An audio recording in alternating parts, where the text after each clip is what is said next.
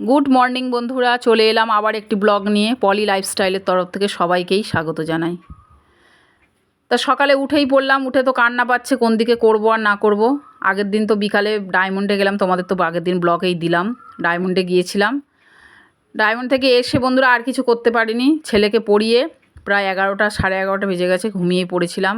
রান্নাঘরের সমস্ত কাজকর্ম পড়েছিল, কোনোটাই এগিয়ে রাখতে পারিনি। রান্নাঘরের প্রায় কাজটাই এগিয়ে রাখি, কেননা সকালে এখন ছেলের স্কুল ছুটি, কিন্তু সকালে ছেলেকে টিফিন করা, রান্না করা অনেকটাই ওর দিকে ঝামেলায় আমার যেতে হয়। ওই জন্য আমি যতটা পারি রাত্রে কাজকর্মটা সেরে রেখে ঘুমোতে যাওয়ার চেষ্টা করি। কিন্তু কালকে রাত দেখো পেরে উঠিনি, ডায়মন্ড থেকে এসে আর ভালো লাগছিল না। ওই জন্য সমস্ত রান্নাঘরের বাসন টাসন সবই পড়েছিল, এখন ওগুলো পরিষ্কার করতে গেলাম। তার আগে মনে করলাম, আগের দিন রাত্রে মটর ভিজিয়ে দিয়েছিলাম রাত্রে ঘুগনিটা করব বলে, কিন্তু আর হয়নি। রাত্রে বিরিয়ানি নিয়ে এসে খাওয়া হয়ে গেল রাত্রের ডিনার। তাই এখন মনে করলাম তাহলে মটরটা ভিজিয়ে দিই। মটরটা ভিজিয়ে দিয়ে এই মটরটা প্রেশার কুকারে দিয়েই তারপরে সমস্ত কাজে হাত দেবো। ততক্ষণে মটরটাও সিদ্ধ হয়ে যাবে আর আমার কাজ হয়ে যাবে, এসে আমি তাহলে তরকারিটা করতে পারবো।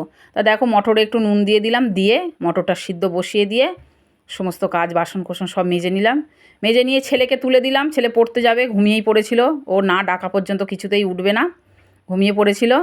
তাই এসে বিছানা টিছানা পরিষ্কার করলাম, ওকে ডাকলাম, ডেকে ওকে একটু ছাতুর জল করে দিয়ে ও বেরিয়ে চলে যাবার পরেই বিছানা টিছানাগুলো গুছিয়ে নিচ্ছি। প্রত্যেক দিন একই কাজ বন্ধুরা, এই ডেলি ব্লগারদের কি কাজ বলো? প্রত্যেক দিনই তো একই কাজ দেখাতে হবে আমাদের মেয়েদের। আমরা যারা হাউস ওয়াইফ, আমাদের কি কাজ থাকতে পারে? সকালবেলা ওঠো ঘুম থেকে, বাসন মাজো, ঘরবাড়ি পরিষ্কার করো, বিছানা পরিষ্কার করো, যাদের সন্তান আছে তাদেরকে রেডি করো, পড়তে পাঠাও, হাজব্যান্ড কী খাবে, ছেলে কী খাবে, এই সব নিয়েই চলছে। তা দেখো এই ঘরটা পুরো পরিষ্কার করে নিলাম, নিয়ে ছেলের পড়ার ঘরে চলে গেলাম। ছেলের পড়ার ঘরটা টেবিলগুলো খুব নোংরা করে রেখেছিল, টেবিলগুলো পরিষ্কার করে দিলাম। বিছানাটাও ও এই ঘরটাতে পড়াশোনা করে, এই ঘরটাতে শোয় না। তা আত্মীয় স্বজনরা এলেই বন্ধুরা এই ঘরটাতেই শোয়।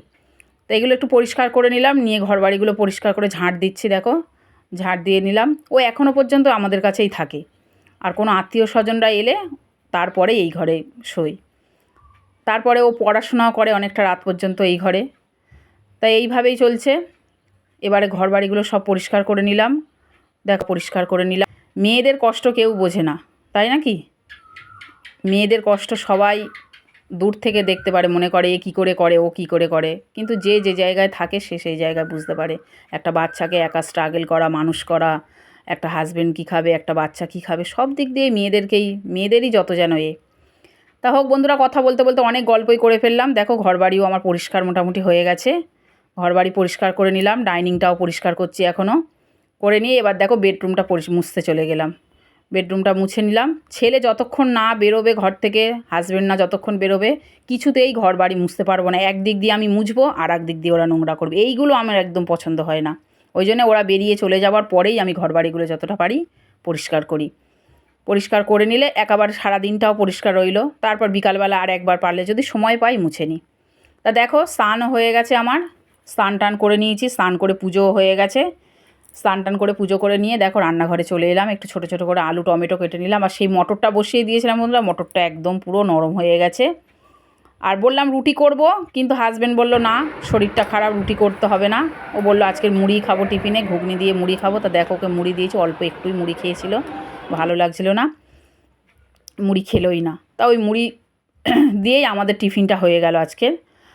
আর তারপর চলে এলাম, আজ বৃহস্পতিবার, নিরামিষ। নিরামিষের দিনেই ছেলের মুখ ভার, কী খাবে কী খাবে।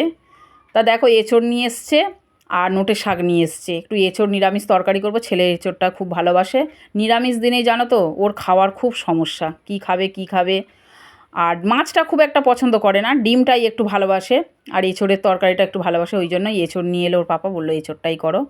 তা করে রান্নাবান্না বন্ধুরা সব কমপ্লিট করে নিলাম। আবার চলে এলাম বাসন মাজতে। দেখো সকালে এক টিফিন খাওয়ার পরে বাসন, সকালের আগের দিনে রাত্রের বাসন, আবার দেখো এই রান্নাবান্না করে নিয়েই বাসন।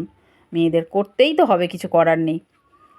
তা রান্নাবান্না কী করলাম দেখো, নোটের শাক দিয়ে, আজকে তো নিরামিষ বৃহস্পতিবার, নোটের শাক দিয়ে একটু বাদাম দিয়ে ভাজা করেছি, কালো জিরে আর শুকনো লঙ্কা ফোড়ন দিয়ে। আর সেই এঁচোড় নিরামিষ হাড়ছাড়া মাংস আমার ছেলের জন্য, ওইটাই করলাম। এখানে ভাত আছে আর আমের চাটনি আছে এখানে, চাটনিটা তবে কালকের, আজকের করিনি। চলো এখন প্রায় 11:30 বাজে, আর ব্লগটা কন্টিনিউ করতে পারিনি। ছেলে ওই ঘরে পড়ছে এখনও, এবার এই ঘরে শুয়ে পড়বে। যদিও আমার ভিডিওটা ভালো লেগে থাকে প্লিজ আমার চ্যানেলটাকে সাবস্ক্রাইব করে দিও। টাটা।